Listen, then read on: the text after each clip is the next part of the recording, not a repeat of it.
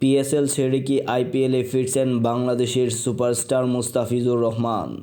হ্যাঁ দর্শক বন্ধুরা, আপনারা ঠিকই শুনেছেন। বর্তমানে বাংলাদেশের নির্বাচনের পর ভারত বাংলাদেশের দ্বিপাক্ষিক কূটনৈতিক সম্পর্ক কিছুটা শিথিল হয়েছে, যার ফলে মুস্তাফিজুর রহমানকে পুনরায় আইপিএলে ফেরাতে সোশ্যাল নেটওয়ার্কে ক্রেজ তুলেছে কলকাতার ভক্তরা।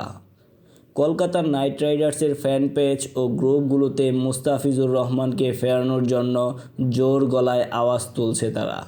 কেননা কলকাতা নাইট রাইডার্সের মূল পেসার মাথিসা পাথিরানা ও হর্ষিত রানার দুইজনেই ইনজুরিতে।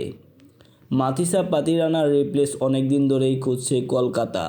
সম্ভবত পাথিরানার প্রপার রিপ্লেস খুঁজে পাচ্ছে না বলেই গলার স্বর নরম করছে কলকাতার ভক্তরা। এবারের আসরে পিএসএলে লাহোর কলান্দার্সের হয়ে খেলবেন মুস্তাফিজুর রহমান। ৬.৪ কোটি রুপিতে কিনেছে মুস্তাফিজকে। অন্যদিকে আইপিএলে ফিজকে কিনেছিল ৯.২০ কোটি রুপিতে। যদিও আইপিএলে ফেরা ফিজের জন্য সহজ নয় এবং এই আসরে এমনটা হবেও না। কলকাতার ভক্তদের বাড়তি আবেগে পরিণত হয়েছে শুধু ফিজকে ফেরানো। পূর্বে তাদের আন্দোলনের কারণেই ফিজকে বাদ দিয়েছিল ভারত সরকার। আপনার কি মনে হয় তারা কি সত্যিকার অর্থেই মুস্তাফিজুর রহমানকে ফেরাতে চাইছে, নাকি বিপদে পড়ে গলার স্বর নরম করছে?